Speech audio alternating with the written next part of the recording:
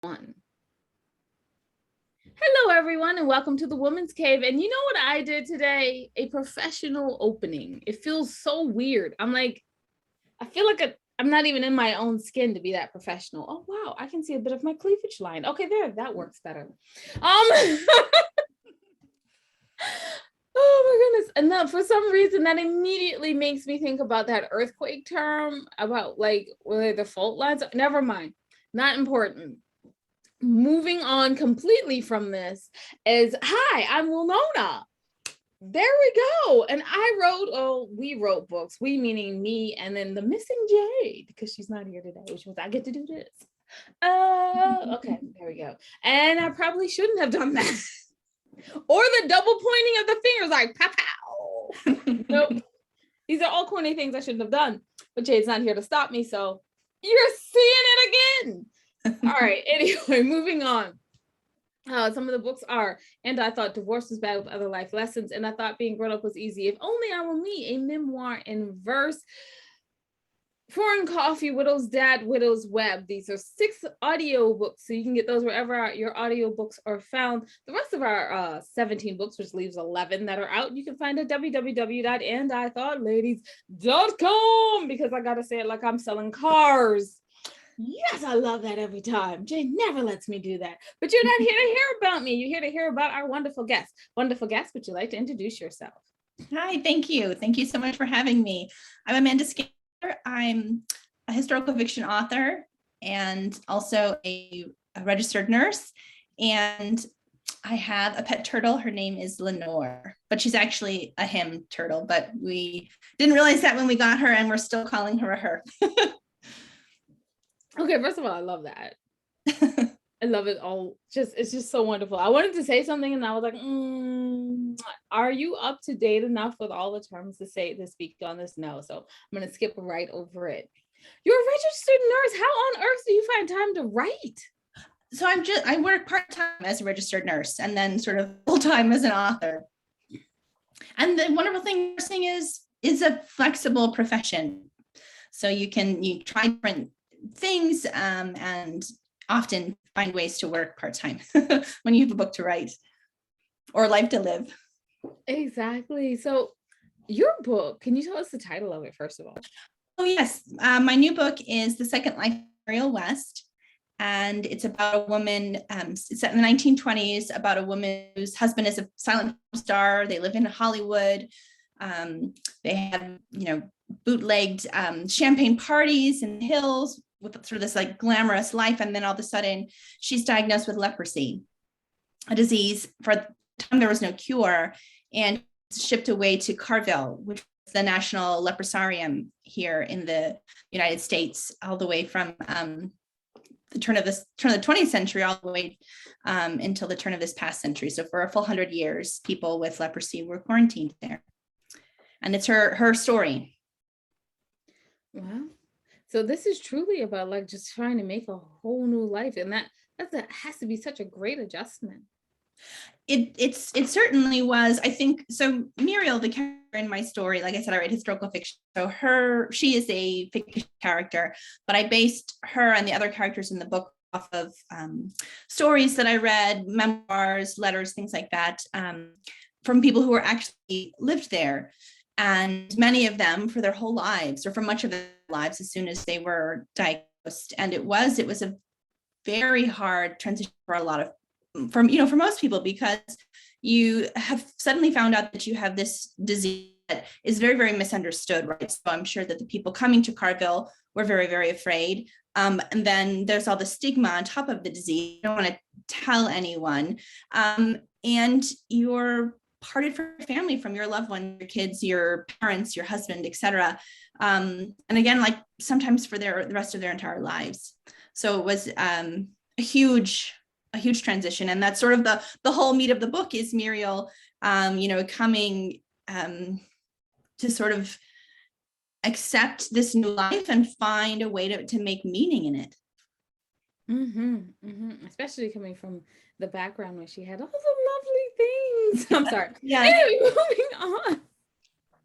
So when you were writing this book, did you have any challenges that you want to talk about? And all of a sudden, this has turned into a really literary interview. I feel like Oh, shake it up a bit or something. yeah, yeah. Challenges. So yeah, there were several challenges. I think the first challenge that I faced was, you know, I researched the book, I wrote a draft, I had outlined the book, and then I shared it with my beta readers, and they're all like, this isn't such a good book. And there were the character of Muriel was very unlikable. She's still a little bit prickly in the beginning of the book, but she was unlikable just completely in the first draft. There was just no, like, you're supposed to have this rising action of your story, of course, as you know, and there was that. And so I had to kind of essentially, rewrite 2/3 of the book to find a way to make Muriel more relatable to readers, to find a way to like incorporate more intrigue and higher stakes into the story. I started the story thinking like, Hansen's disease, as we call it today, this is this terrible disease, and their experiences were really terrible, and especially again stigma. But then I found out about all of the really neat ways people at Carville, this institution where they were quarantined, like found ways to make a new life with one another and to create these connections and friendships, and just really got on that. And I think I stopped writing a story and started just writing these little vignettes of like, here you can still find this. And then as I was sort of rewriting the book, that's right when COVID happened, the pandemic began. And I mentioned, I'm a nurse, I work part-time, but at the beginning I'm an infection prevention nurse. So there's so much that was required of all nurses, and us included. And so for that period of time, trying to rewrite the book and finish my edits before the deadline, I was working 40, 50 hours a week sometimes just to, to help out at the hospital. So that was a big challenge too. But it also, like, it was there was an element of serendipity to it also, because, we knew so little about COVID, of course, at the beginning. It was a brand new virus. And so there was all that fear, and we were on lockdown. So we were all in a sense quarantined, but I had been sort of living with my characters and the story of the people at Carville for over a year and a half by that point. And so I don't know, I had this great appreciation for other diseases, and, the fact that really there were all the people that were quarantined for life. And so what we're experiencing, even though it was frightful and tragic in so many ways, it gave me perspective that it could be worse, and it has been worse in the past with other things. I was going to say, thank you for answering that question. So you took away my question where I was going to be very smart and be like, so there are so many parallels right now. Did you feel like when you were writing this book, but you answered that question already. I will say that I think there are other parallels too beyond COVID, just in terms of diseases that we stigmatize. Because I think that's as a historical fiction writer, we are writing about the past, but I find that there's so much to be learned from the past, right? There's so much that's relevant in our lives today, beyond COVID. In particular, with this book, I think about other diseases that we tend to stigmatize. Certainly, there was a great deal of stigma with HIV when that epidemic was first happening. I think that we still stigmatize mental health and those sorts of diseases and ailments and issues very, very much. I think about weight stigma and body size, and there's a lot of stigma and shame that goes into that as well. And I think, and I hope, decades from now, people will look back and think, how come we were, shaming people with these illnesses when it was, something that was beyond their control, that it wasn't this sort of, that they were bad people, as the case of leprosy, they thought they were dirty people, these kind of things. Like, that's not the case. These are, this is a bacteria, this is a virus, this is other, functions of our bodies that we have a lot of control over. Not that much control at all. Our bodies do what they want. It lives in them. You're the consciousness that lives in it. Anyway, not important. So you have a little bit of a you're tasting a little bit of Muriel's life right now because your book has got some decent acclaim behind it. So how does that feel? And what was your first reactions to when it started to happen? You know, I'm so excited. I imagine, and of course, you can speak to this too. Being an author, I'm always afraid that the newest book that I've written is terrible, and that my readers are going to hate it and think, "What on earth was she thinking when she wrote this?"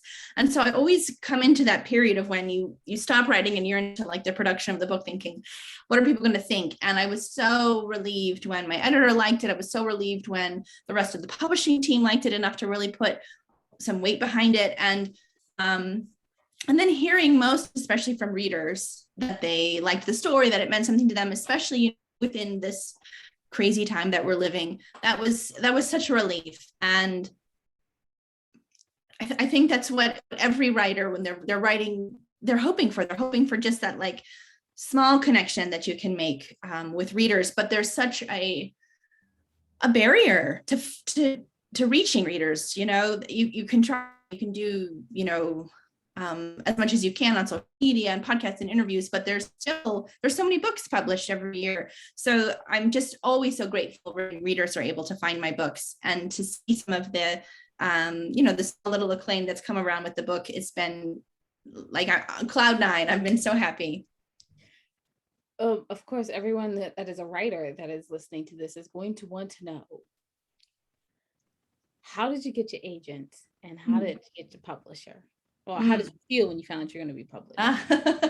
Yes, so I started writing a little over 10 years ago, and I was working as a nurse full-time before that, and with the job that I hated. I hated what I was doing. And I just thought, like, life is too short to just hate what you do every single day. And I was so lucky that I was in a position where I could quit my job, and I did. But I quit with the intention to write a novel and to publish it. And so I worked on this first novel, kind of learned all of the, the nuts and bolts. And then I started querying, and I'm like hearing crickets or the very nice thanks, no thanks, all the form rejections. And I didn't have a good sense of a lot of things, right? I didn't have a good sense of the industry. So I had to learn more about the publishing industry. How do you query? How do you write a good query letter? How do you find agents? How do you pitch to agents at conferences? All these things. And I had to learn more about writing. I had written this book and revised it once and joined a critique group. But I still had a lot of work to do. And by the time I think that I came to, kind of had that like come to Jesus moment about this first book, that it just wasn't good enough as it was to get an agent. I had already started to come up with the idea that would become my first novel, Between Earth and Sky. And so I put the first book that I wrote aside, and started working on Between Earth and Sky. And that took 6 years of writing. It probably took less than a year to write, but another 5 years of revising. And I entered contests, and through the Pitchwords contest, I found a mentor, Heather Webb, and she helped with the book. She passed it on to her agents, who then offered me a lot of suggestions. Didn't want to represent me, but did offer such great suggestions that the book got better. I pitched to another agent at a conference. She liked the book and read the whole thing. Sent me this great 7-page letter about how I could make the book better. I incorporated all of those things and sent it back to her, and she's like, no thanks. So like lots of almost theirs and getting really close, and then having your hopes dashed. I think all writers can relate to that. But I really believed in that story, the Between Earth and Sky, and what I wanted to tell. And so I just kind of kept going, and I kept chipping away. And all of these people that had helped me along the way, even though at the end they would often say no, the book was just getting better and better, till finally I think it was at a place where then I sent it out to another agent I met at a conference, and he was like, yes, I would like to represent you. And that was another, euphoric moment, right? You spend years of your life trying to do this one thing, and finally finding that. And then he tells me, he's like, yeah, well, I just want you to be prepared, because he says we sell about 50% of my first time authors, I sell about 50% of their books. And I had just thought like, oh, you get an agent and then it's a cakewalk from there. And of course it's not. And so then suddenly going into submission with the publishing houses, that was a very like, kind of unnerving new adventure, if you will, because there is the chance that no one wants your book. But thankfully we found a home at Kensington and they've been really wonderful. I'm so happy that they've been the publishers of the books. So, but that whole journey from when I first stopped, quit my job and said, I'm going to be a writer, to the book coming out was over like 8 years. It took 8 years to do that. And I very quickly learned, like, don't quit your job. I went back and got another job in nursing less than a year later. So, you do have to pay your bills and feed yourself. So, I learned all of that along the way. Yeah. Writing is an interesting sector of the entertainment industry. It is. But the more we talk to people, I found out that there are so many interesting sectors of all the entertainment industry. So, yeah, I really like writing. I love your journey, and I just wanted to know: did you do a whoopee or at least a yip or something when you got published? Was there a dance? Oh my God, I was gonna say I think there was both a yip and like I love to dance, but I'm really uncoordinated. So like kind of a skip, twist, jumble move that I did when it was finally there. Awesomeness. Thank you so much for coming on today. But before we even wrap this up, I would love to know where I can buy these books and follow you on social media. Yes, yeah. I've got a website, amandaskenandore.com. And I'm on Twitter, Facebook, but most I'm active on Instagram. And my books you can find Barnes & Noble, your indie bookstore, Amazon, any place that books are sold. There is an audiobook, and of course the ebook is available as well. I love that you said there's an audiobook. And I'm so lucky, the woman who did the narration was really, really wonderful. All right. So I want to thank you so much again, Amanda, for stopping by today. I feel so honored to be interviewing someone that has so much acclaim behind her book. It feels like, okay. So I think it's time for me to wrap us up, which when I'm saying us, I'm talking about the missing jade here. So I'm still being like plurals instead of like a singular. Anyway, you can find everything that you want to add, everything else you want to know about your ladies at www.andithoughtLadies.com. No sales, carpitch.com at the end. Not a business. While you're there, you can go down to the middle of the page and see the charities that we proudly support. There are 3 of them. We would love for you to support them also. And since I have not cracked open my thesauruses yet, I'm going to use support yet again. We thank you in advance for your support. Go figure. Remember that wisdom is all around you if you're open to finding it and accepting it. So peace and love, you guys, from Winona and the Missing Jade. Oh yeah, thanks for listening.